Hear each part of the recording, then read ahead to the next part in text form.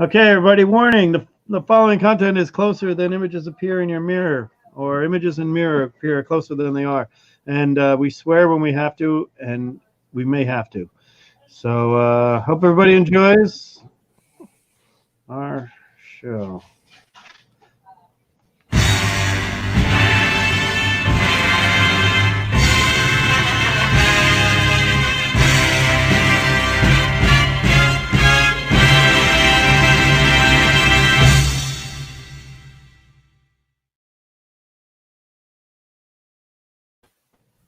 Hey, everybody, welcome to Golden Guys, just like the Golden Girls, without all the sex appeal and not so much iced tea, but a lot more whiskey and tequila. But we're here today, and we've got a little abbreviated show, but we're going to do a full show, just abbreviated a little bit by the cast. Knights of Old couldn't join us tonight. Deadlines. And, of course, deadlines are also occurring. Comic Link auctions and DS Comics is also, he's keeping an eye on his auctions, keeping an eye on us here. He is, remember, those two guys are the heart and souls of the show. I'm just the idiot behind the camera who collects elephant covers. So let's just introduce everybody here. Paul, before I introduce our special guest here, how are you, buddy? Doing pretty good. We dodged a hell of a snowstorm today, and yeah, same here. The weather's getting nicer, so I'm going to start painting again, and my buying freeze is just about over, so I'm going to start buying again soon. You saw my latest pickup here. I just want to share this. I know it's not Golden Age. We share this here. I went to that same con we went to last time, and Bill was there, Paul, and I traded away that Chamber of Chills Golden Age book for this and that Matt Baker. Nice. Yeah. So and I love this because this will be Buscema, Seven Chills, and the Diary Secrets. I didn't. We're gonna clean and press that one. That one's probably not going to be a full-timer here at Shea Wrightson right now, but I'm doing that. So, all right, so let me introduce our special guest here. We have METAROG here, everybody. Roger's one of my favorite people in the community. He's one of the earliest people in the community that I got in, and I subbed up and watched shows on. He was talking about contests, and that's pretty much how I did it. I won a contest after never doing a video, and that made me start doing my videos. So that's how it all started. Wow. I blame you. So anyway, I blame you, and that's what happened there. There's a long list of blame to go, JD. So you got to be behind me. Exactly.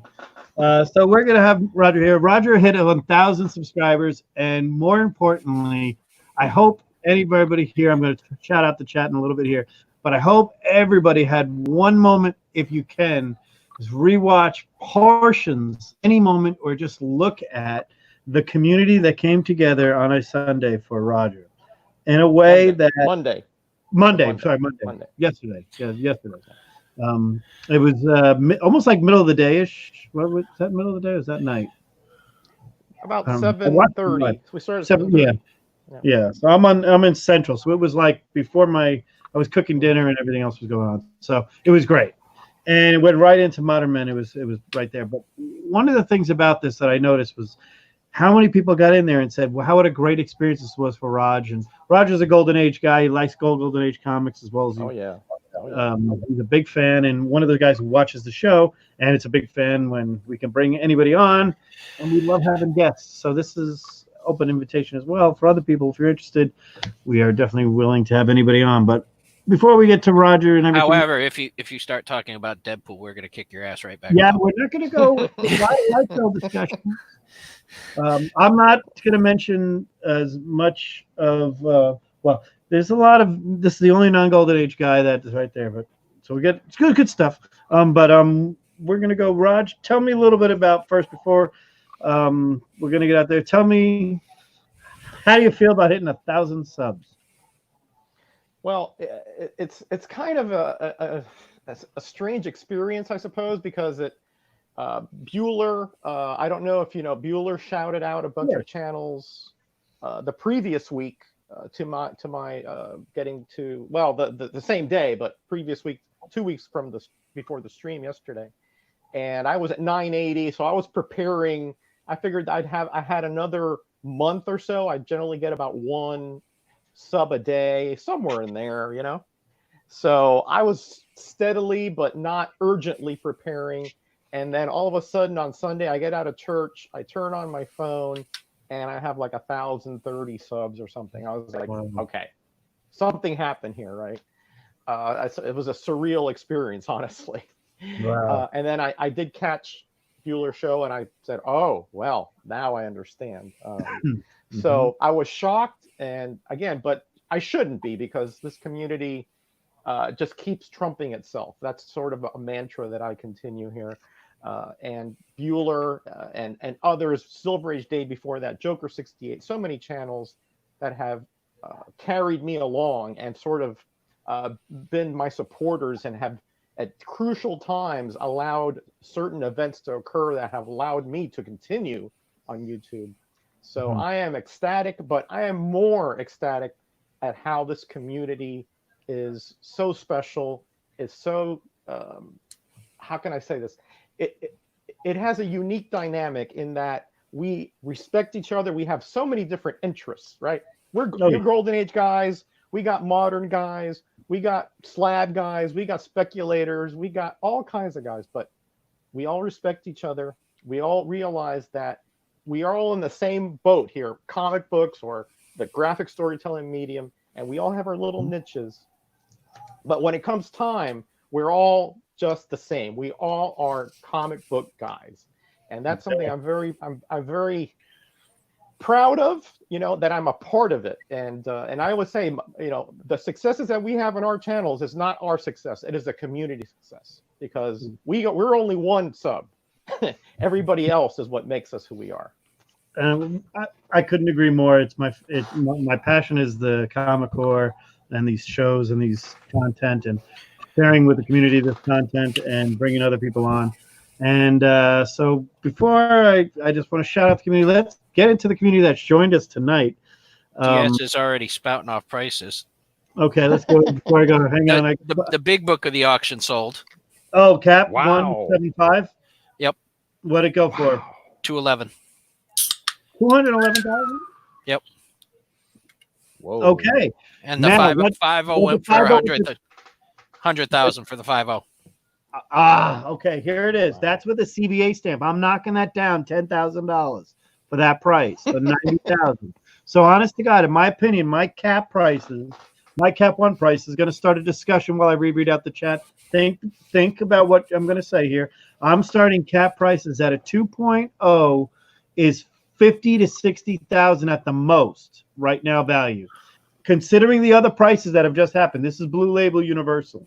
Considering what we've just seen, right? What we've just seen with a 7.5 going for 211. Is that with all the premiums and shit?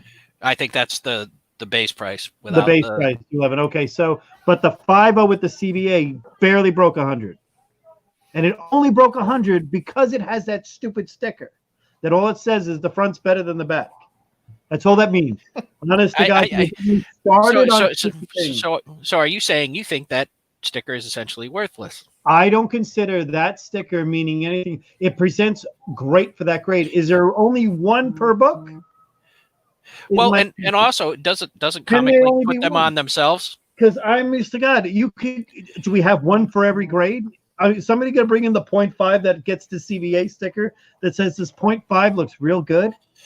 I mean, is that what we're talking about here? It's a whole nother show. Show. What is it? CBCS? Don't they on some of their books put like a star or something if it presents better than the? Mm-hmm. I mean, it's just I don't know. The grade is the grade. All right. So let me say hello to everybody real quick in the chat. I promised I was going to shout him out before I get on my soapbox here. Captain Comics, how are you? Great guy. Show me a lot of great books he has, by the way. Very, very interesting collection. Chuck Connors, good man. Comic Books NYC, Gavi. Sorry he couldn't join us tonight. I was going to have him on tonight as well, but he got the laryngitis, and now he's going to get con credit C2E2, so he's got to feel better. There we go. Mr. Gretzky, 9966. Always great to have you here. That's a guy who likes a little bit of Archie's and a big fan of the Peps right there. Midwest Comic Man Paul. We know he's right here. DS, our brother in arms right here, keeping an eye on that auction. He's going to keep us up to date. I love that. Thank you very much. I won't have to go to that. Midwest Comic Man again. No, Common McGandy, how are you, buddy, man? Great show last night. That Modern Men, they had a great early discussion, and the experiences I heard of people first time reading Watchmen was amazing. For an Alan Moore guy like me, that was an amazing experience just to hear how Jose, the Discovery Bay, his first time reading Watchmen. Very amazing. For someone who read it so many years ago, it's just great to hear other people. Back in '86. Yeah, I was gonna say. I remember. I like From Hell better. I'm just gonna say that. Start another conversation with that. From Hell's a better book. Stream Elements, good having you here. Watching our back, we need that. C. Woodard, Newsstand, always having you here. Chris Barrett, we're gonna have a show now that Chris Barrett's here. Thank you very much. TJ, that's Slab Dragon Watson.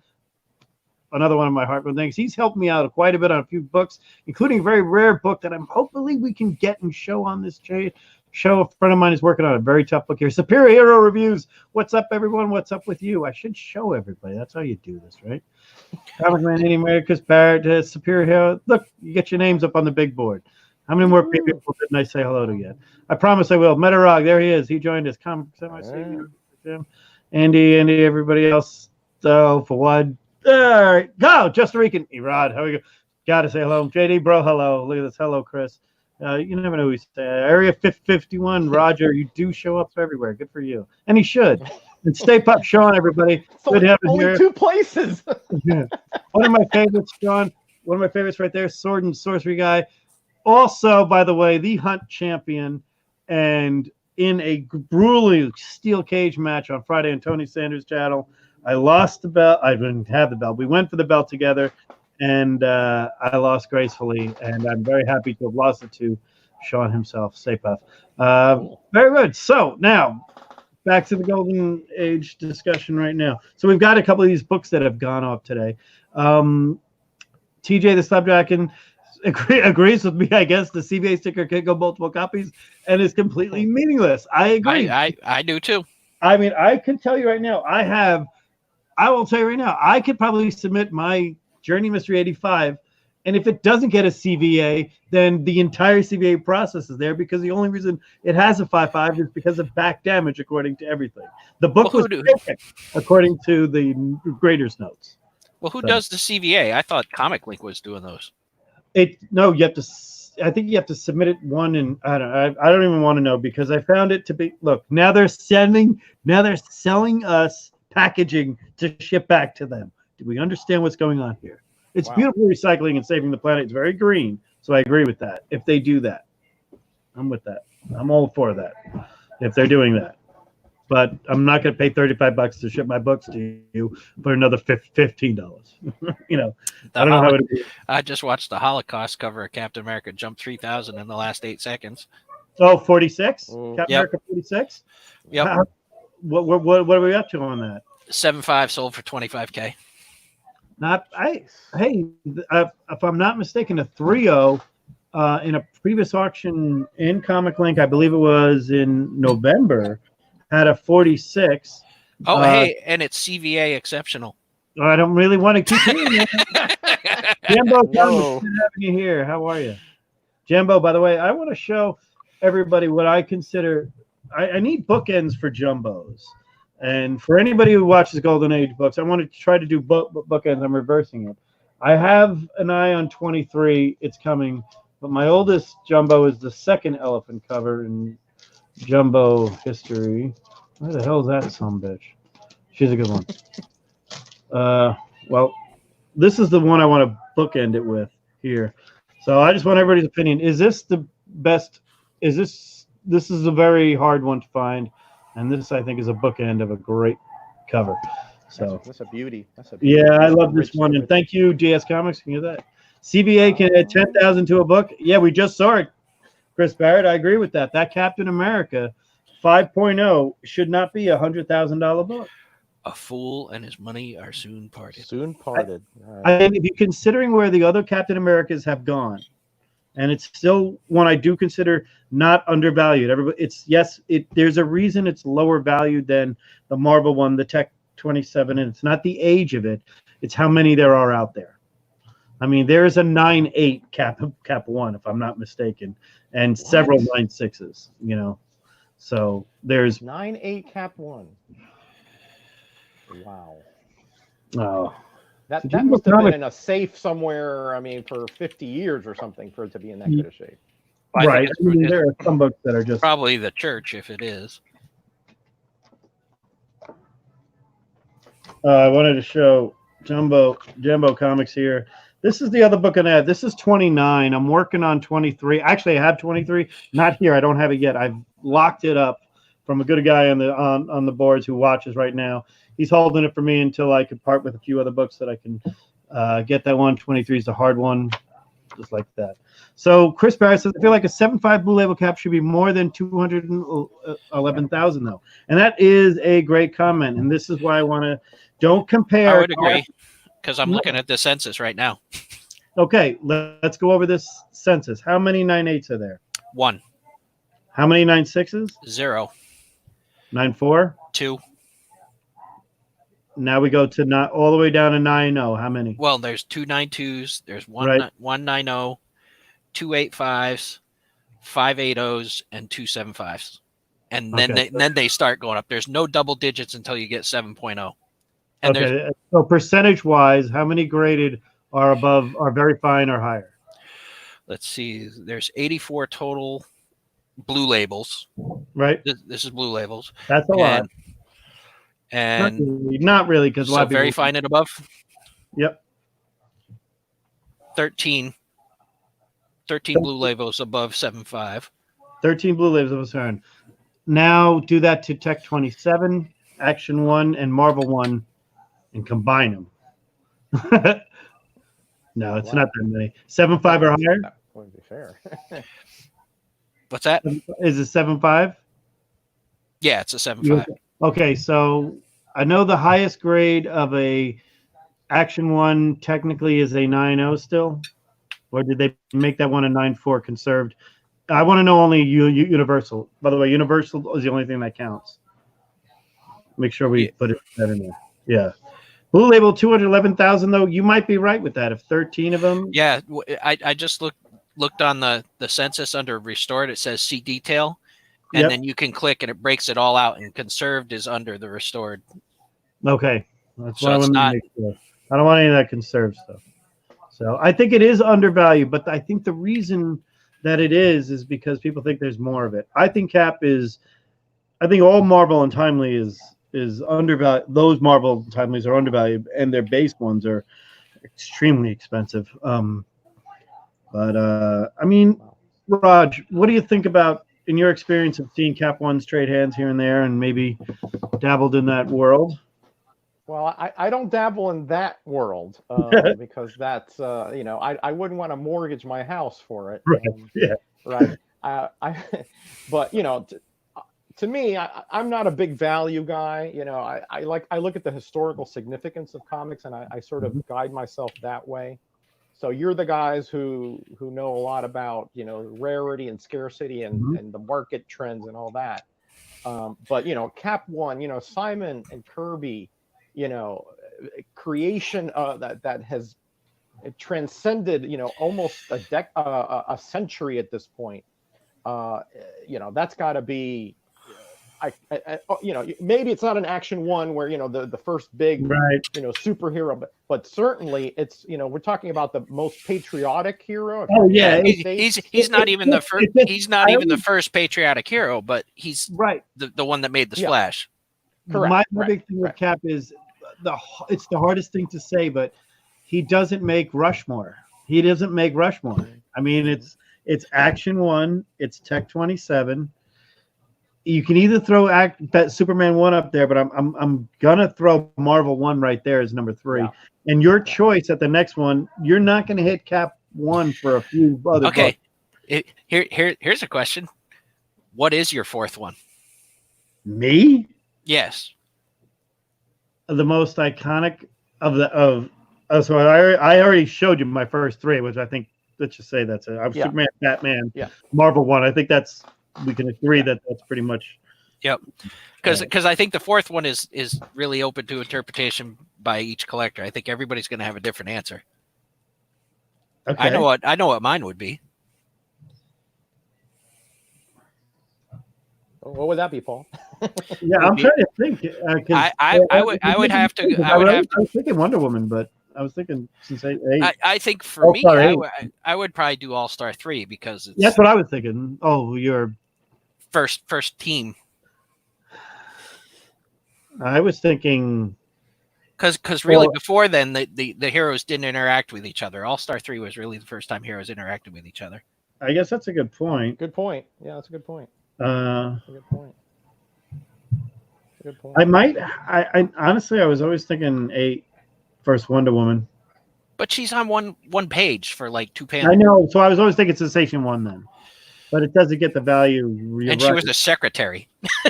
I know, but it still was Diana Prince. Still was Diana Prince, damn it. I don't know. I see that's where Cap 1 should fall into that category, but there's so many others you could throw in there.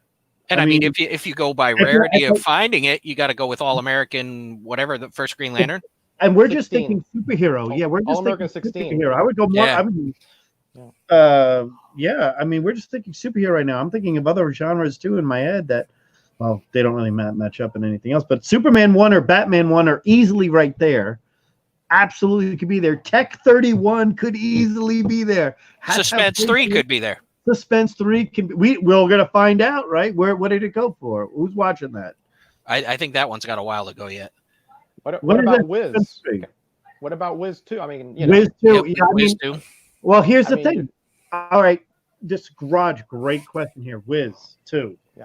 Rarity wise, as far as good condition wise, not as many. Nope. Very tough to find in it. I mean, I've only seen one in live, and it was it was like coming apart like a pulp. Yeah, it's Fawcett. Shit, Fawcett. I've got a bunch of. We were talking about how crappy their paper was. Yeah, it's one of the things. It's bad. It's really bad. It's so funny because, like, God, they must have paid CC Beck a ton of money. Because they certainly didn't spare any money on the freaking paper. That's for sure, But one of the things you brought up right there, you brought up Cap Marvel. That's my always comparison of Cap 1 is Wiz 2 or Wiz 1, whatever you want to call it. Yeah. That's my always comparison right there. I'm never going to change those. I've always said they should go hand in hand. If a 5.5 Cap Marvel first appearance should be about $100,000 book, a 7.5 I think is harder and more expensive to get. It should be more expensive than a Cap 1, in my opinion, on the same level. It's where it trumps it is the grade value. I've seen there's a 9.8 for crying out loud. Yeah, there's a 9.8. Yeah. The Action 1, there are 2 9.0s, and Detective 27, there's 1 9.2. That's the only ones in the 9s for those two. Wait, the Action 1, there are 2 9.0s. The Edgar Church and the Gretzky / Nick Cage one, right? And since I mentioned All American 16, I gotta show it. There it is. Oh yeah, nice. Paul, Very nice. Paul, can I? For those of you that don't know, that's Golden Age original art right there. Paul, let's show that again. As I do this, I should play a song. It's probably it's closing time. Paul bought that in a drunken rage one night. This is a true story. But it's and that's the same night that I bought my Platinum Age book. And you called me at several, I would say minimum 7 to 10 times that night between the hours of 2 and 4 a.m. Sound about right, Paul? Things happen. And he's like, I'm about to buy this art. Tell everybody who it's by. Alan Scott. No, it's not by Alan Scott. Go ahead. No, Martin Odell. Yep. And he signed it. Wow. Beautiful piece. Wow. Nice. And nice. you bought that Platinum Made book right there. So very cool. Let's get Paul. That's cool. That's really cool. Pep Comics 22. That is amazing. Gretzky. Hang on one second. That's one that I brought this up again. Let's bring this up one more time. By the way, Miss Gretzky, shout out to the New York Rangers who beat the Islanders tonight in overtime. That's the Archie fan extraordinaire. Of course, he's going to bring up Pep 22. Yep. Right, and I agree with him as far as let's go. Sensation 1 is good, but and Comic Books NYC is right because of the Wonder Woman being maybe it's kind of the Strange Tales 110 of the DC universe. Yeah, at least in my opinion. Doctor Strange on the cover. Yeah, Doctor Strange, one of the most iconic people of all time. In my opinion, he's one of the most iconic Marvel characters, most important ones. And he doesn't even show up on his own first appearance. Doesn't even bear a cover appearance. Not Paste Pot Pete's there. So that's what makes well, yeah, I know you're happy about that, but absolutely. Peter Patrisky, everybody. I still think Strange barely trumps him.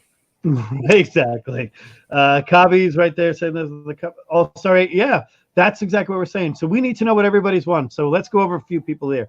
Sensation 1 is getting one about there. Pep and Mr. Gretzky, you're not the only one because I know a lot of people that are going to agree with you on that. Not just Archie collectors. That is a very, very, very hard book. Grade being an issue and being, if you wanted to be one of those guys to have the sweetest grade, not that this is it, but a very good one, sweetest grade book from the early days, what's your fourth to Rushmore? Or maybe you don't want Action 1, Tech 27, Comic Books NYC. We need just 6 presidents. Yeah. Yeah. I mean, it is tough to cut it down to 4. Yeah. If we just think about it, I like the Archie one, but I'm going to throw up a few others there. Tech, I mean, honestly, 31. Tech 31. Like Chris Barrett saying Pep 22 is a valid choice because it's first Everyman comic. Well, then you can make case for others. Planet Comics 1. Oh, Famous Funnies. Yep. Walt Disney's Comics and Stories. Walt Disney Comics Stories. Absolutely. Jambo brings up Phantom Lady 17. Top 10 headlight, yes. On Rushmore headlight covers, yes. I wouldn't put it in the same category as these others, but I couldn't. Great comic. Great comic, great comic, Matt Baker. But in my top 10 headlights, yes.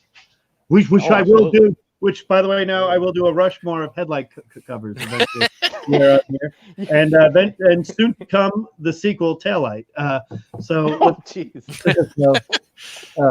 By the way, this is definitely in that category because it's just so vintage. But let's go back to this kind of thing. We're saying increase the size, bigger is better. I like it. It's great. But I want to hear somebody say, who doesn't want an Action 1? Bubs, there you go. Tech 31 is one of the few superhero comics on my list. DS agrees. And he has a pre-code horror. It kind of crosses a few. But Suspense, we have to put Suspense 3 up there. Yeah. We have to put that up there. I'm thinking of, is there any Lou Fine? Is there anything we're missing? National Comics 5, maybe? National Comics 5, pretty good.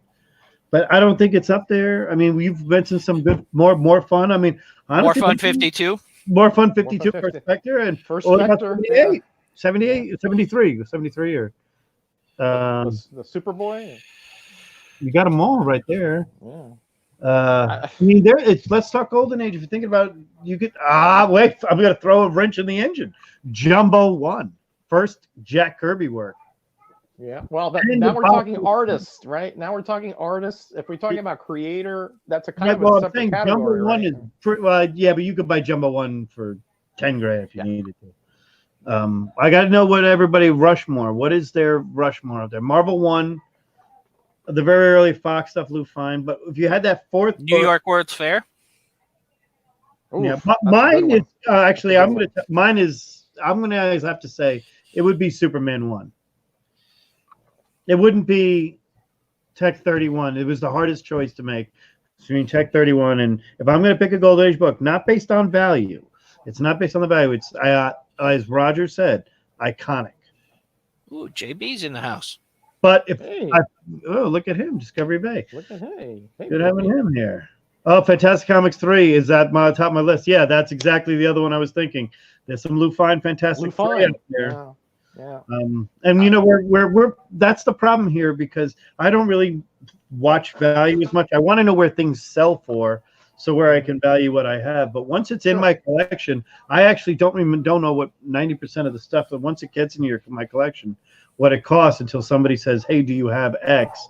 I said yes, and they're paying $150 for this $10 book you paid for. I'm like, all right, they can have it.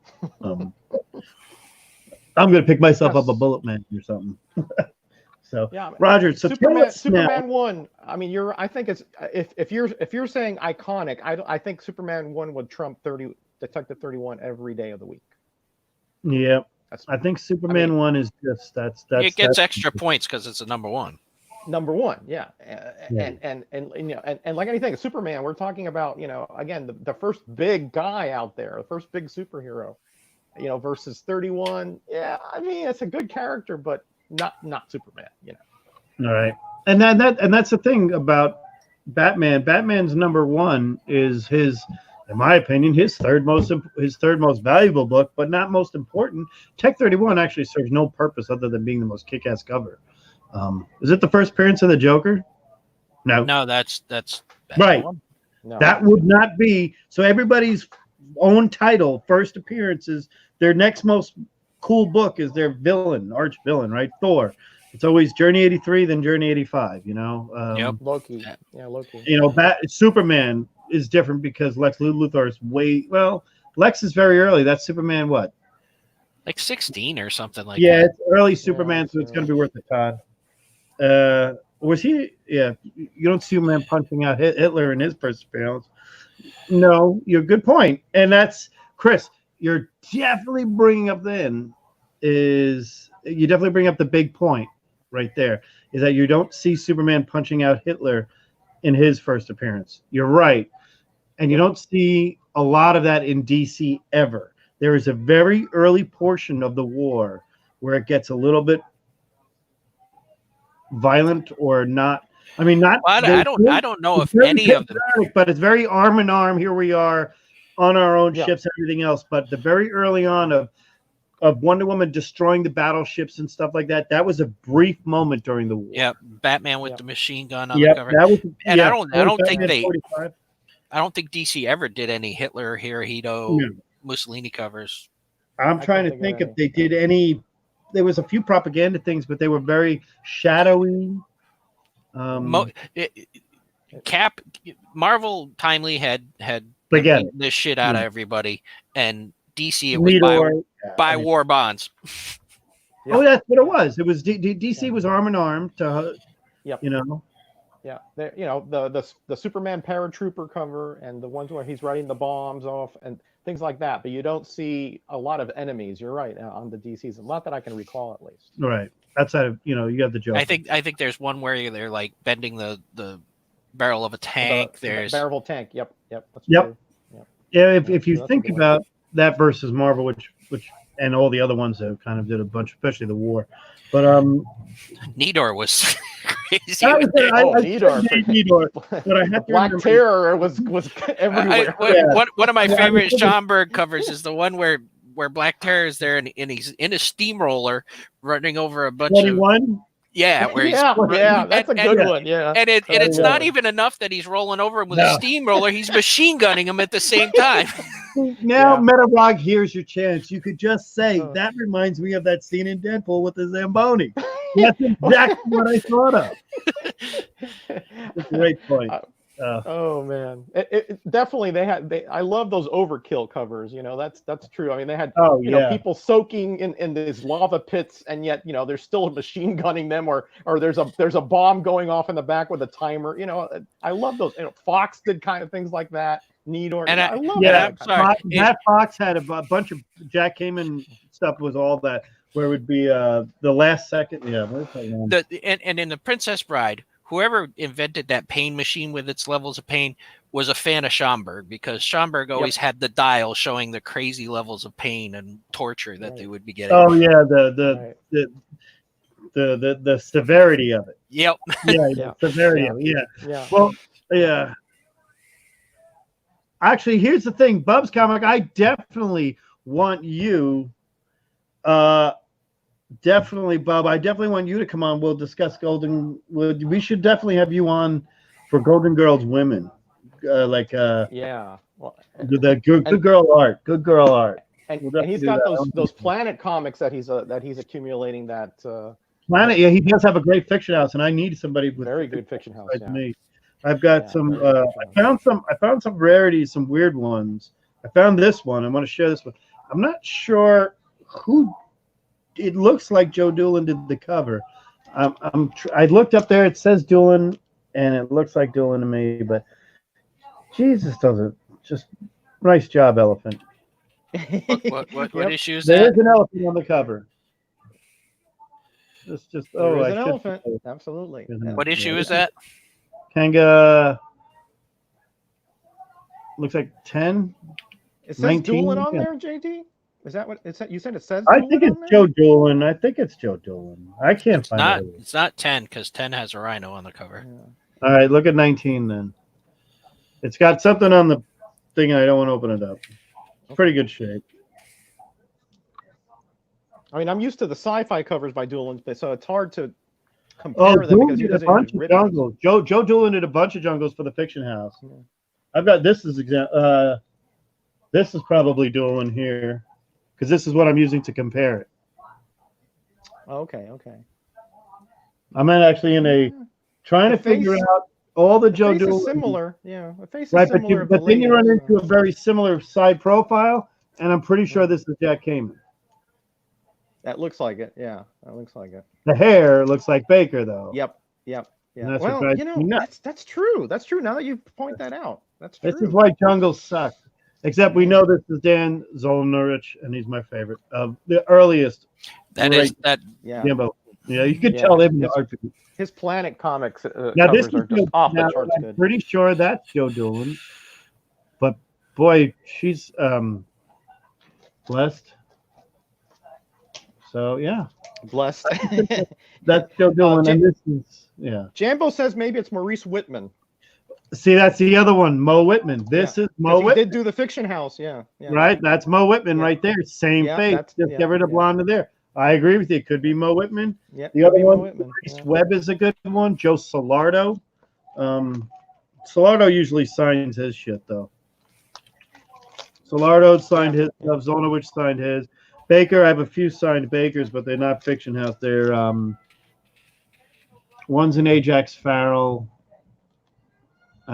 and I don't know who makes the other one. It's got to Baker be. worked for several publishers. Yeah, he worked for everybody. This was yeah, yeah, smaller Wild ones, yeah. Wild Boy of the Congo, number 14, I think it is. Wild Boy of the Congo. Whatever that publisher was. Bob says that Solardo always signs, so if you don't have a Solardo, Solardo always signs. That's correct. Yeah, and that's exactly right. Solardo's very good at his phenomenal work, and Zolnowich is the early ones, and more Maurice Whitman. We're definitely going to have to do a Fiction House centralized show, but let's focus on Roger a little bit. Roger, tell us. Yeah. I saw some stuff you picked up. Show us some of your Golden Age goodies, and tell us about what you collect, why you collect. And now that I've got everybody in the chat, so go ahead. Well, I really my Golden Age collection is kind of scattershot. The first time I was on with you guys, I showed you my one-shot publishers. I'm not going to bring those out, and I just found those so curious because I mean, imagine a publisher that tried to get into the industry and produced one comic and then got out.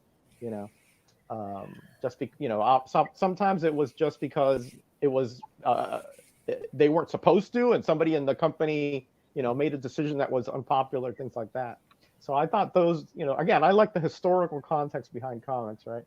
But I've recently been getting into the promotional comics of the Golden Age because again, they are so just intriguing to me, right? Like some are things about laundry soap and suspenders and just the most banal kinds of products that they made promotional comics from. I picked this one up. This is obviously not a promotional. It's Charlton, Dick Ayers cover.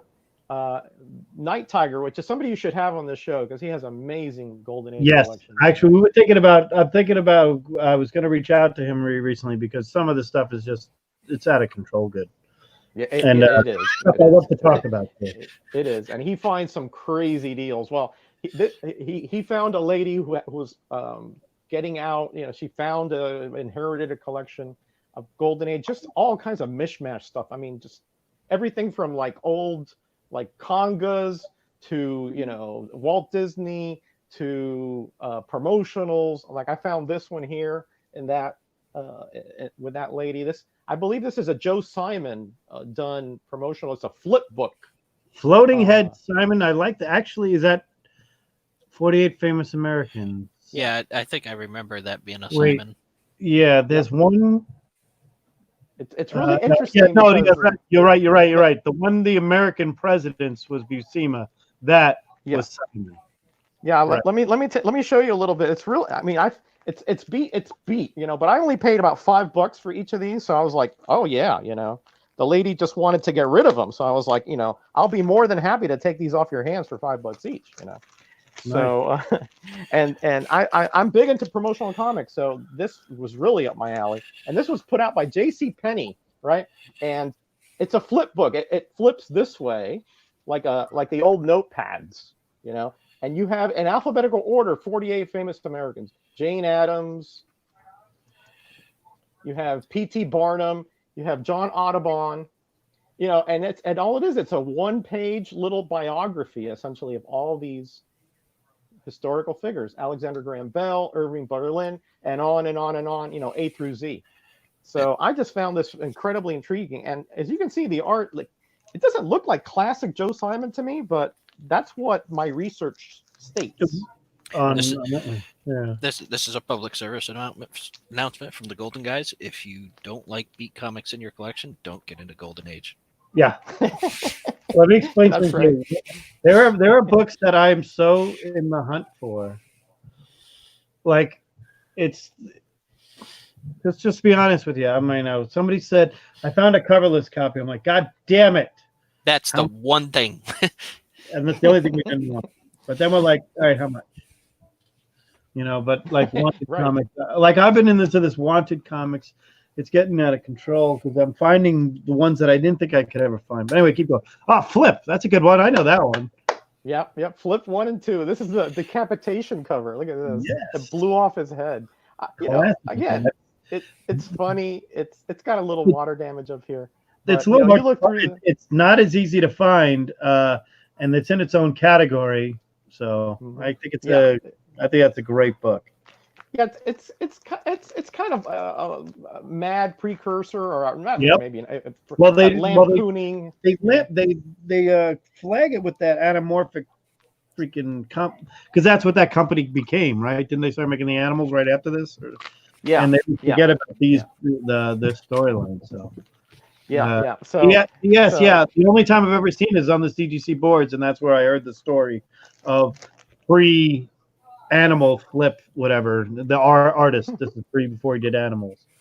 It's a hoot. It really is a hoot. And you can see there's a little bit of good girl art here.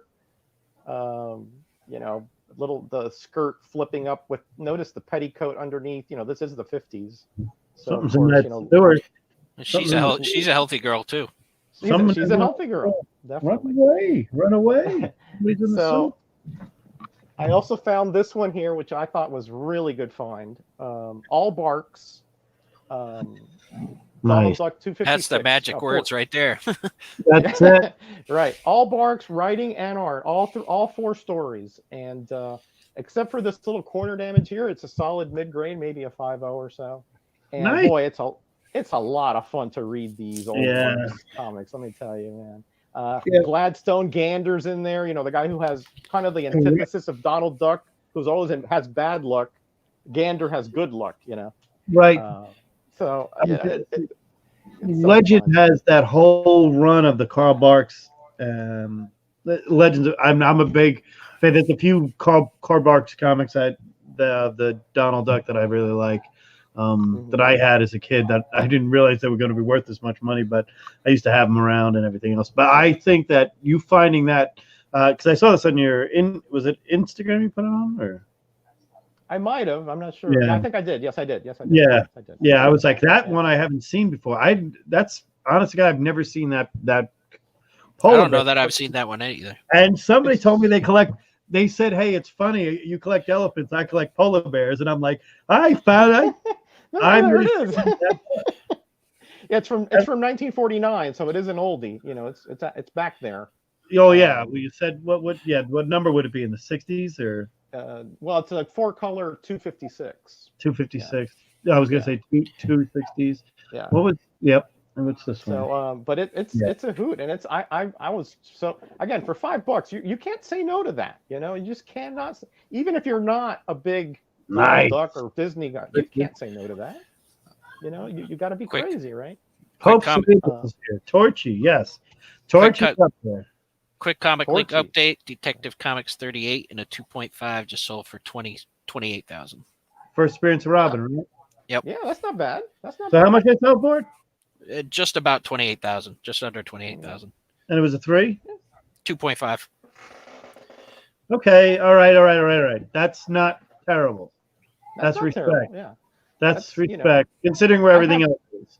That's respect. I have that much equity in the house. I have that much equity. That's respect. I like that one. Yeah. That's a fair price.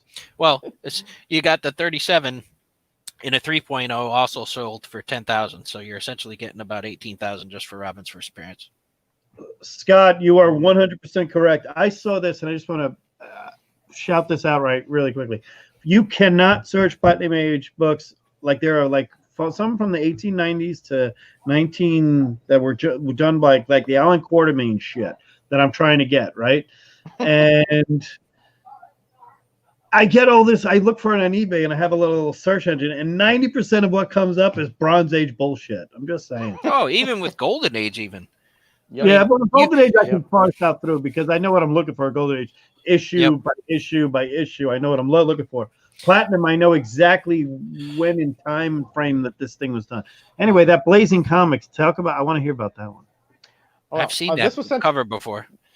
Yeah, actually, this is the previous issue had the same cover because it was volume 1.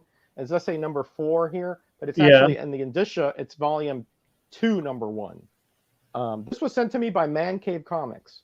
Again, JD and Paul, we were talking about this community and how it is so generous, right? And this is a gentleman. I mean, obviously, we know each other tangentially. He sees my videos. I see his. He knows that I like the quirky stuff, right? So he says, I got a comic here that is right up your alley. I want to send it to you. So I'm like, okay. You know, so I expected to find, you know, maybe it was a promo from the Bronze Age or something. And this shows up. And I'm like, I fell back here in my chair, right? This thing is so beautiful, guys. There's a nice yellow cover too, which is right. Yellow. The other cover has a different color scheme. The Green Turtle. This is sort of like an anthology comic, and you know, like a lot of Golden Age was, but it's an anthology also among genres. It has war in there, superhero, even like a little romance, mystery, horror. Everything was just kind of like just thrown in there. This is one of those rural in-wills. You know that they essentially published a whole bunch of different titles for a whole bunch of different publishers and just put it under one roof. Yep. So very common in they're Canadians or northern U.S. was very common. Yep, Pittsburgh area had a bunch. That's right. That's right. So it's just one of those comics that, you know, I don't know how it, you know, valuable it is, but to me this thing is gorgeous. You know, I mean, look, it's really for a Golden Age comic, it is incredibly well put together. By the way, I expect the thing to be falling apart. It is tight on the staples, really good page quality. It is. Wow. I mean, look at that Green Turtle there flying. You know, superhero. That's the superhero's the first one, and then we go to the war. This has got to be I gotta say this is from 19. What year is this? 44. So it's wow. Okay. 1944. And there's Rural Home. Yep, there you got it. Rural Home, yeah. I mean, I knew as soon as I saw it was a Rural Home. I didn't even have to look the edition for that. But again, it has a mishmash of all these different genres. Again, here's more of a historical, like a very cool. Sword. Nice. Yeah. I mean, so the art is fairly basic, as you would expect from a kind of a no-name startup. But here's the cartoonish or humor. Again, guys, this is like the golden age in a capsule here. I mean, it's like, it's so cool. Oh, there you got Airboy. Yeah, there you go, Airboy. Yeah, it's like name every trope you can think of. Ranger, Airboy, your hero. Notice the inappropriate African American stereotype here. Yeah. Oh, that's pretty tame by the comparison. Yeah, I was gonna say true. That's the Fox Pub is a bunch of bad ones. Yeah. True. And of course, we have this ad, which has been going on forever. That guy still looks like that, by the way. Charles Atlas at 150. That guy looks great. You bring up a good point. I think that's one of a lot of people don't understand if they've never really looked at a Golden Age book. Mm-hmm. They're all anthology titles. People are like Detective Comics 27. It's the first Batman. Yeah, it's like 8 pages. Yeah. Yep. Honest to God, all you Silver Age collectors, to be honest with you, prior to the first title appearances, Tales to Astonish, Hank Pym's story is 4.5 real pages, to be honest with you. Yeah. That's Tales to Astonish 27. Yeah. Journey into Mystery 83, the Thor story is only the portion, not the whole book. Same thing with Tales of Amazing Fantasy 15, the same thing. And I still debated why did Spider-Man. I think Spider-Man the cover was ballsy, but the only one that's fully a full cover-to-cover book was the Fantastic Four. Yep. That was a good one. And Avengers, but they don't count. Well, after that, they started. I would say after everybody got their own cut. Yeah, but what I usually don't see though in Golden Age comics is that you have so many different genres in one comic. Usually they at least stay to a certain. Yeah. I get them in jumbos. Anyway. The jumbos. It's funny. The covers of jumbos are just the Jungle story would only be like half the book, and the other half would be like a sci-fi or something else from Fiction House that didn't make it into Wings or something. All right. Hey, TJ just came up with a good factoid here. Green Turtle was the first Asian superhero. I did not know that. Oh, really? Nice one, TJ. First one. I guess superhero. Yeah. Yeah, nice one. I didn't know that, but he is true. He is Asian, that's for sure. And this is the last thing, and I'll cede it to you guys. And these are things that I'm really researching here.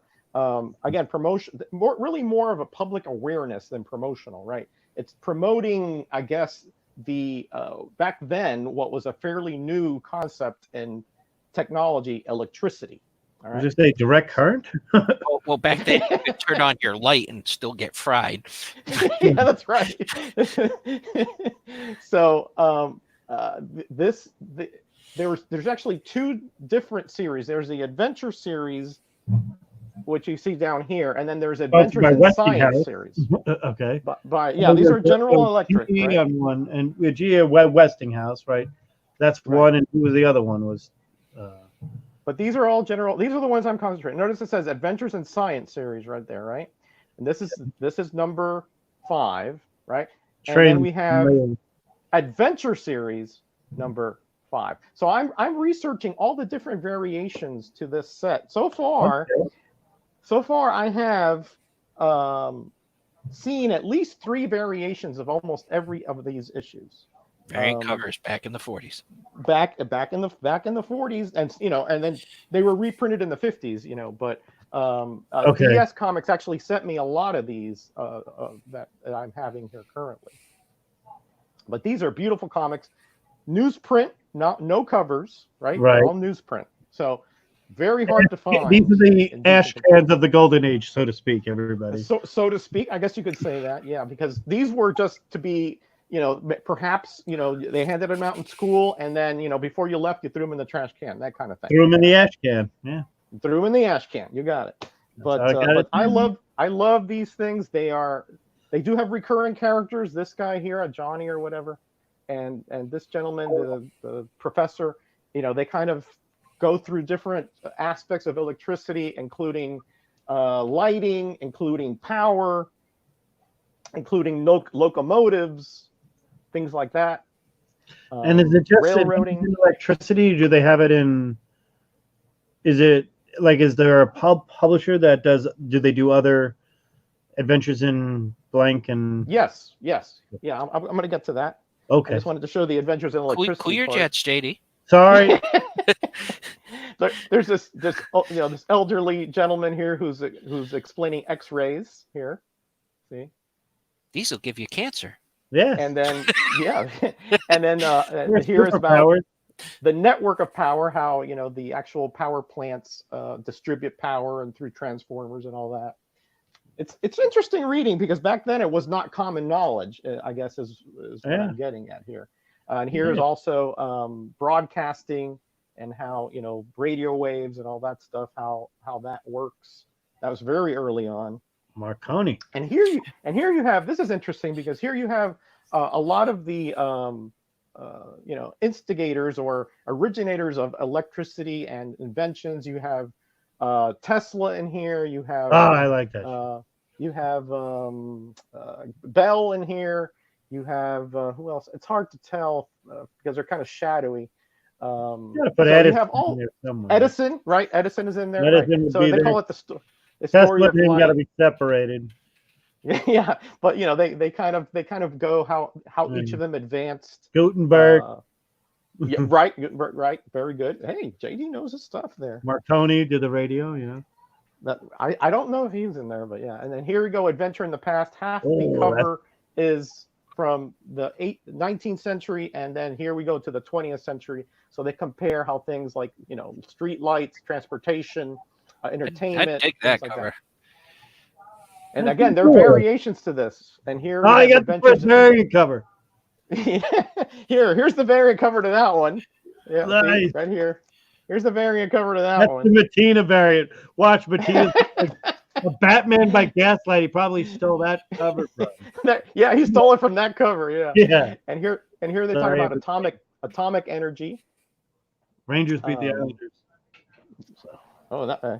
Jet here, CJD, jet power now. We're talking about jet propulsion. All right. The advancement. Two up there. Look at that. Yeah. And again, these are all Phantom, nice. Yeah, these have similar stories. Some but they'll change a little bit of the framing sequence, things like that. But the variants are exactly the same, just a little variation here of who actually prepared it. Sometimes it'll say General Electric, sometimes it'll say Pictorial Media. You ever got like Westinghouse or anything? Or no, I don't see any. It's all General Electric. See, I wonder when they okay. They weren't they the big rivals? So Westinghouse never did this, huh? No, not that I found, at least. Not that I found. But I just love these things because they are cool. And then they had also like green covers too, by the way. Yeah. Then they had let me see, these are not part of the series, but they have these also about grain and farming and how we get the food from the farmer to the table, and that's a story of that. And also, this is a really good one. It talks about how President Lincoln loved to travel by railroad and Gettysburg Address and all that stuff.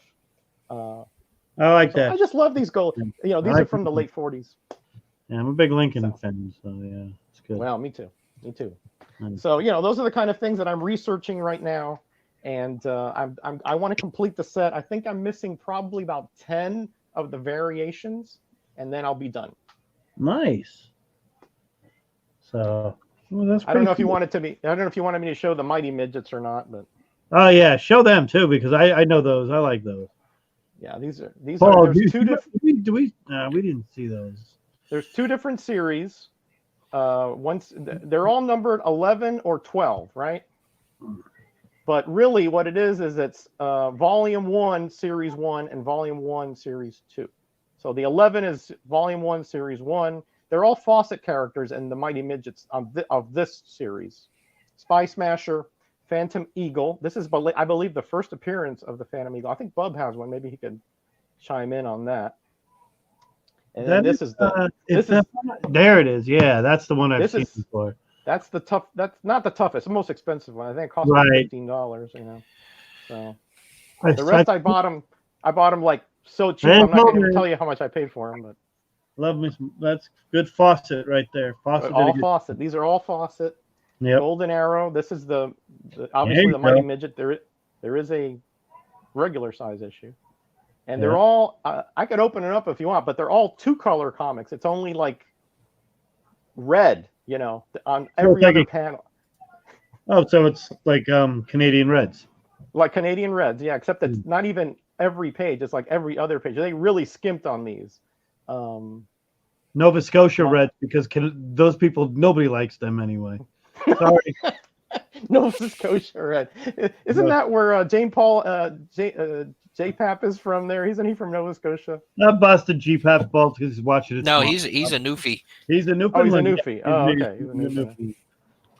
So, and here's the other, and the page quality is not a nice one. Yeah, that's with cool. the V in the back. Yeah. Yeah, I just love. Yeah, that's a good one. That's good. And here's, of course, the famous Balbul, the boy magician.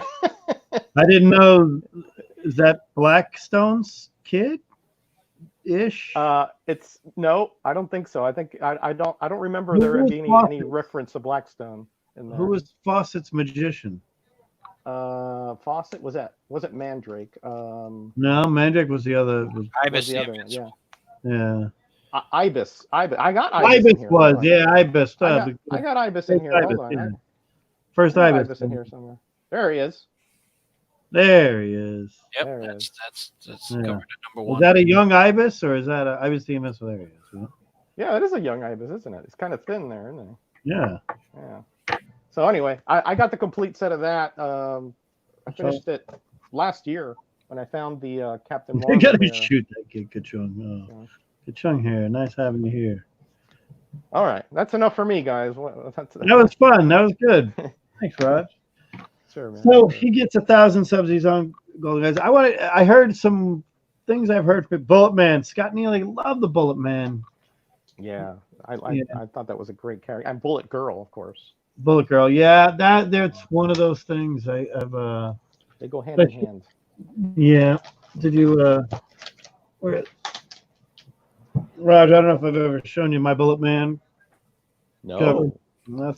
Oh, that's a beauty, JD. I've seen that once before. Yeah. That is a beauty. This is one of my that one. favorite of the elephant covers I have. They gotta shoot that. That's beautiful. I should take now, let me ask you, what about Mastodon covers? Do you draw the line there, or no, I don't. I do not draw the line there. I just don't. If it's like Jungles, yes, because there's like 2 Mastodon covers. Well, it's more than that. And Red Sonja, it's Red Sonja. A bit of either way.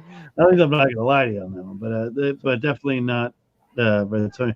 But Mastodons or that stuff, I don't really draw the line there yet. Right now, my biggest thing has been getting the DC ones and the DC Hero ones.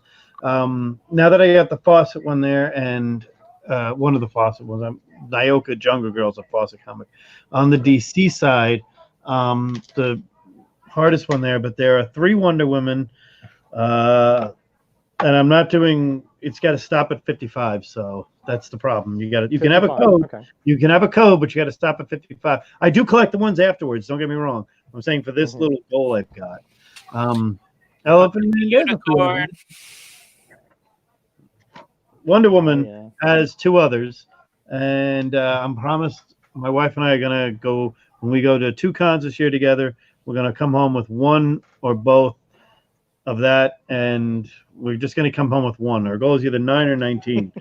And you're not coming home with your unicorn. Oh, yeah. Adventure Comic 34 is not going to. I'll look for it everywhere. I mean, I usually bring enough books with me to try to at least hold it if anybody sees it. But I've seen him go. I don't know. I've only seen 1 in my life in person, and I've seen 3 for 2 on the internet for sale. So Wow. and that's low. in a long time. But I've only seen one at any con. But that's it. There's a few other ones there. There's some Batmans. There's some Superboys. They're fun. I'm getting them all. I got them all covered. Those are my favorite things to collect. The superhero ones. Right now, I'm working on those. So, Bub's Bullet Girl. Nice. Paul, you still working on those mummy covers? Oh heck yeah! Cool. I think I'm sorry, JD. I think mummies are cooler than elephants on covers. Oh yeah, so, you have to understand the story behind the elephant starts. I guess you all gotta know is there's something that usually accompanies an elephant that Bub and I like quite a bit. Mm-hmm. Yeah, there's females usually around there. I know that. But, right, but right. You know, I am a big fan of. And my wife likes elephants, so it gets her into it. So she's watching. Right. Mike Plug, though, by the way, I want to shout out something to this. Somebody asked, I want to ask you, Raj, on the one. It's somebody who collects these like I do. Oh yes, definitely. We compare Wrightson. I've always said you have the back in the day was Wrightson, Kaluta, Barry Windsor Smith, Jeff Jones. Probably I have to throw him in there. I like Jeff Jones a lot. Well, he didn't have as much product out as those others. No. And then she eventually, when he was started doing the other great works that he wasn't really that genre, so to speak. He was probably the best painter of the bunch. Yeah, I agree with that. Yeah. Best painter of the bunch. But that group, I always said Plug's kind of like the odd man out, kind of like Bruner. Do we put Bruner and Plug in its own category? Because going to Golden Age and everything else, a lot of the influences for the guys that we're talking about here are Golden Age people like Elias and Dave and came. They didn't have to be horror; it was just the artists with them. Right. Where do you put Plug up there? Yeah, I mean, I think you're right. I think he's kind of like a step down there. Plug, Bruner, I think that they're great. I mean, to me, but they're so tied to the Bronze Age. Mm-hmm. You're talking Plug, you're talking about Ghost Rider, you're talking about Man Thing, you're talking about Frankenstein, like you showed there, and Bruner, obviously, Doctor Strange was, and Howard the Duck to some degree. And with Chaykin, I mean, the two of them together, and Bruner, and just that group of Wrightson, Bruner, Kaluta. Yeah. I would maybe throw Kubert in there, but again, we're talking about a different genre. Yeah. But it's funny because there's a whole world of the Bronze Age. Mm-hmm. The Silver Age is the iconic age for collecting the first appearances and everything else for the Marvel heroes and everything else. The better artwork, and I'm not blaspheming here, the Golden Age skipped a generation and went right to the Bronze Age, in my opinion.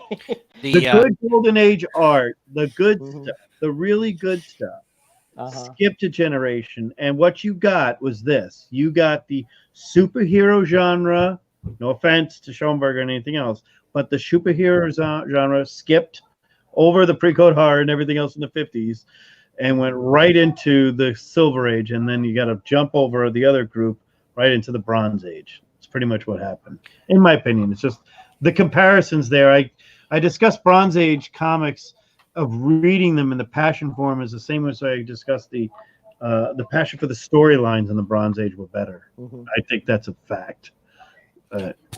Plug to me is like in the music the testament or exodus of heavy metal. Everybody talks about the big four in heavy metal, and there's groups like Testament or Exodus who are just as good, and everybody says they just never broke through. That's where Plug sits. All right, Rushmore Bronze Age horror comics. Topic for a different show. Bronze Age fellas, whatever you want to call it. Right. Yeah, I mean, I think that's, obviously this is the wrong show to discuss the Bronze Age thing. But I kind of think it was because their biggest influences they always mentioned. The John and Johnny Craigs, the Jack Davises. Obviously, they're Harvey E.C. guys and stuff. And Wrightson was Frazetta. Frazetta goes back to the classics. So, Plus, if you tell JD he can't talk about Wrightson, he's going to ban you. You see Wrightson right now. I'm celebrating Wrightson right now. Yeah, Wrightson. I mean, to me, I think he trumps, those guys for sure. Just because, I don't even consider him.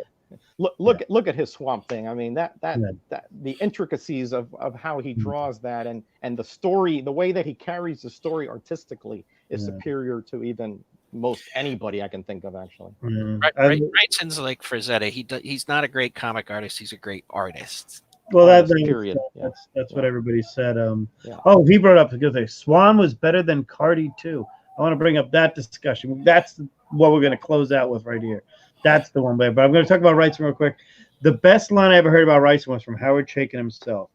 They were all worried about losing their jobs in 1972, 1973 because of the paper shortage at the time. So they were all afraid. They were all living together. So you got Chaykin, Starlin, Al Migram's living uptown. Howard Chaykin's with them, and Wrightson's there. Louise Jones, or just before she married Walt, probably. Walt was there, and you've got Wrightson. So I asked Howard this question.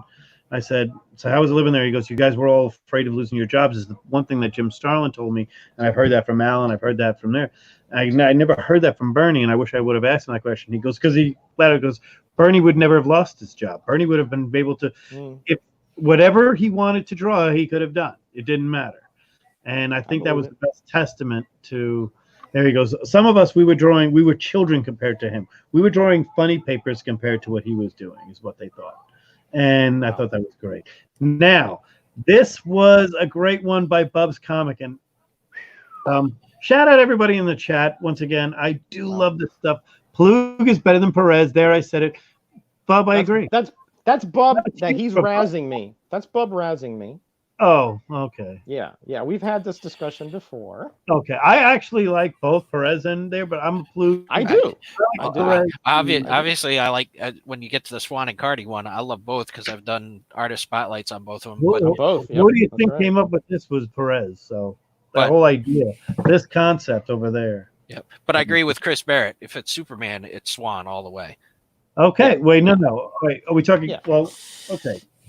Yeah. I mean, obviously he drew them forever. He drew them forever. I mean, so he's synonymous with Superman in the Silver Age. So yeah, exactly. So the Silver Age, we're talking Silver Age artist just for one character, or we're talking about Silver Age artists altogether. Because I will say Nick Cardy or Vicente Viscardi himself is a Golden Age early fiction house, very young in the 1942, 1943, early 1940, 41 wartime. He was Italian, you gotta understand. So he changed it to Nick Cardy, but there are a few Nicholas Vicardi in 1939, 1938, and 1939. Really cool books that he is the artist on, very early books, and he goes all the way up to the Bronze Age, where I would say there was probably a time between 1971 to 74. I would say Nick Cardy probably drew 1 out of every 10 covers. Is that, Paul? Is that a pretty good statement? For DC, anyway. Yeah, I'm saying for DC. Pretty close. Pretty close. For He and Luis Dominguez were prolific. Yeah, and Ernie Chan. Exactly. You got all the action comics he was doing, but then you brought up Swan. Better artist than there. If you're drawing Superman, Swan's first time doing Superman, I think, is the Golden Age. And I think it's the one where Superman Jr. is sitting down with a hot dog trying to heat it up while Superman's got a pitcher of lemonade trying to cool it down. Somebody find it. I think that's Swan's first work. That's an amazing memory you got there, JD. Well, he did some non-Superman stuff. I'm going to find that. His first job penciling Superman was in Superman 51. Penciling Superman or first? He did some Tommy Tomorrow and Gangbusters and stuff like that. No, I'm talking about Superman. First time he did Superman, or first time he did a title. Superman 51. What's that actually? Hang on. But he started penciling the cover and with the 5th issue, which is he drew the first Superman Batman meeting. I know there's there it is. Action 232. 1957. This is first Kurt Swan cover. I found it. Yeah. Yeah. Wow. This is Superman. I just know it from the Superman Jr. That's a goofy. You don't know the story of Superman Jr. That's his first kid, his illegitimate child, by the way. Oh, ooh.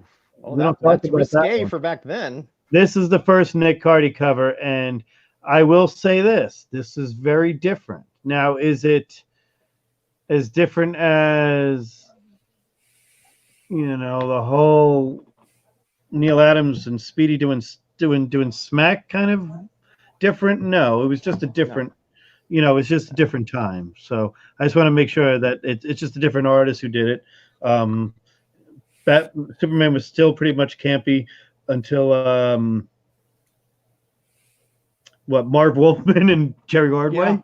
Yeah, I can say it. I'm sorry. To be honest, that's my honest opinion. I kind of didn't like any Superman until Marv Wolfman started writing it with Jerry Ordway, and it was very corny stuff until then. But it's funny because his villains, never killed anybody, even though they were like these all powerful things, So yeah, you're right. I mean, until Wolfman sort of got a little more dose of reality. Nice. When I say reality, comic wise, it was campy stuff for sure. He was looking at that Action 232. If I could see if I could find it. Yeah, I saw it on eBay just now. I just typed in Kurt Swan first because I know he did I have a Batman cover, and I've got a few other covers of Swan. Superman's here and there, and that's one that I've always remembered because I always remember there was Superboy, but there's Superman Jr. too. You have to understand, Superboy. I'm talking. Superman had a kid, man. We just forget about him. He's gone the way of, Chip Cunningham on Happy Days. He just never heard from him. He just disappears. He just dribbled the ball up a staircase, and then you never heard from him again. Never heard from him again. Yeah, he just kept dribbling out the house, and that was it. Kid lit a hot dog on flyers. So long, Superman Jr. The Bubs poses that question, but I mean, it's hard to answer that in a vacuum because to me, right, Cardy certainly, again, my opinion, Swan, classic Superman artist for sure. For that absolutely. Character. I mean, yes. I mean, they're almost inseparable. When I picture Superman, I picture him being drawn by Swan. All right. Yep. Perfect. But Cardy, he did so many great covers, in House of Mystery, iconic ones, Teen Titans, iconic stuff, Aquaman. I mean, Phantom Strangers, man. Phantom Strangers, everything, the Spectre covers he was doing, the books he did. Neil Adams is so great. I understand that, but Nick Cardy is so transformative than he was.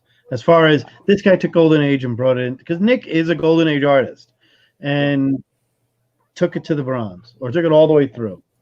But he could draw anything. Romance. You're talking about any genre, horror, mystery, super western, anything. He liked drawing bugs. Remember, he'd light a thing. There's something about Nick Cardy bugs. He had a thing about doing big, ugly bugs. Yeah.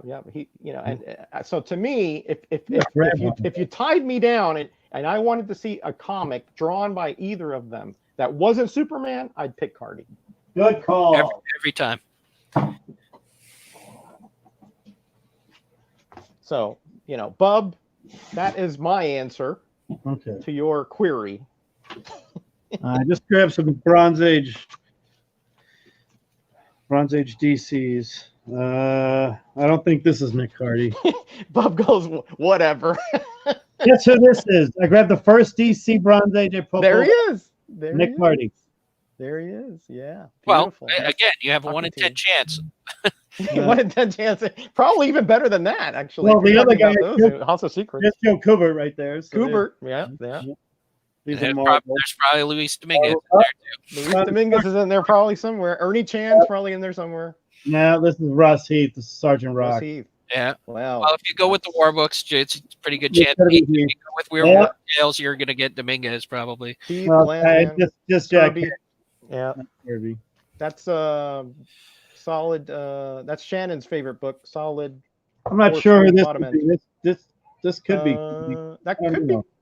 This could be Cardi. That Cardi. looks like Could be his- Cardi. That's his. That looks like Cardi. Yeah. That looks like Cardi. Yeah. Shout out to my good friend DS Comics, who's here. He's doing the Brother Voodoo. This is one of my. This is my. Let's just shout out to Gil Kane. All right, here's a Superman. Take a guess who drew this one. Could you make yourself big so I can? Yep. Sorry, I wish I could. I'm sorry. Sorry. Well, just on the screen, Hey, JD. I gave the screen. I gave this shout out in the beginning that were dirt. Whatever. I'm not going to get yelled at by that code people. It's a little wavy of a poly bag. Sorry about that. Here's a Superman. Number 270. Yeah, I think that's Cardi. That's Cardi. Sure that's Cardi. Superman. Yeah. Not a Yeah, terrible pretty sure. Superman. No, It's no, just the not distance terrible. thing. No, I do like look at that. That's a Nick Cardi dinosaur for sure. That I is for didn't want to sure. cheat. Yeah. I didn't want to cheat. There you go. Who's that? There you go. There you go. Some good stuff. That's That was just me beautifully grabbing drawn. it, and there's a lot of Marvel books in there too. I didn't have to show some Tomb of Dracula's and Bub is really trying to get my goat. Perez is a poor man Schonberg. Come on, Roger.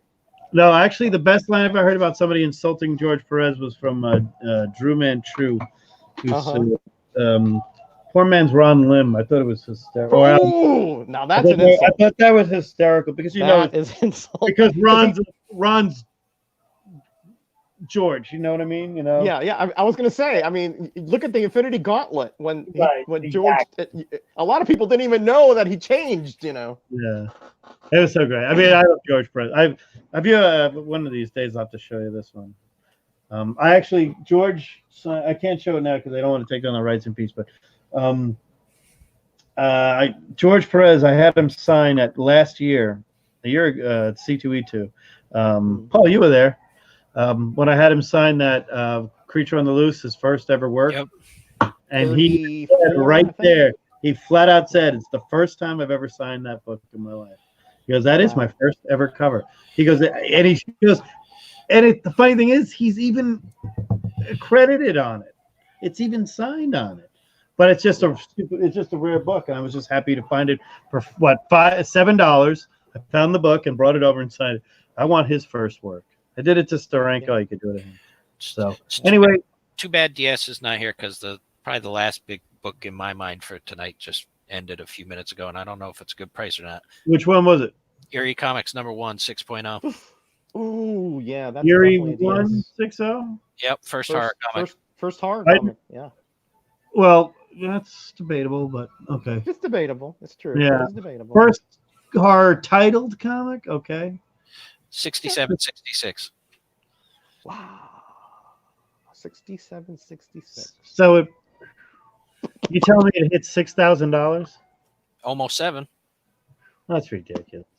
Well, that's So that. what we think that it's not a Wally Wood cover though, right? No. No, Wally Wood did 3. He did 2 and 3 and 4, but he didn't do. Who did number 1? That's Avon, right? Yep. Yep. Avon could be anybody. Yeah, it could have been a shop. Yeah. Iger. Yeah. Could have been an Iger shop. Yeah. Well, Baker did Journey into Fear. So. cover was by Fujitani. Oh, all right. Okay. All right. So we'll say he did that for scale. So, but For scale. which one? Erie 3 was Wally Wood. I know that, right? I think so. Yeah. Erie 1 does have a Kubert story in it. Nice. So, anyway, everybody, we hit our cutoff time where the cheesecake's gone rancid, and so did we. So we're gonna Very much so. At least I know Paul's rancid because I did see that Funko Pop go real funky on you. So I want to shout out Paul. Thanks a lot for being here for everybody here. Roger, I want to thank you for being here. Celebrate your 1,000 at show the community, and thanks everybody for coming here in the chat. Before I go, Raj, take us out. Yeah, thanks, JD, for inviting me. It's a real pleasure always to be on here and with Paul, and you guys are so knowledgeable. I'm I'm just like trying to hang on to the hem of your garment to see if a scintilla of knowledge will drip down to me.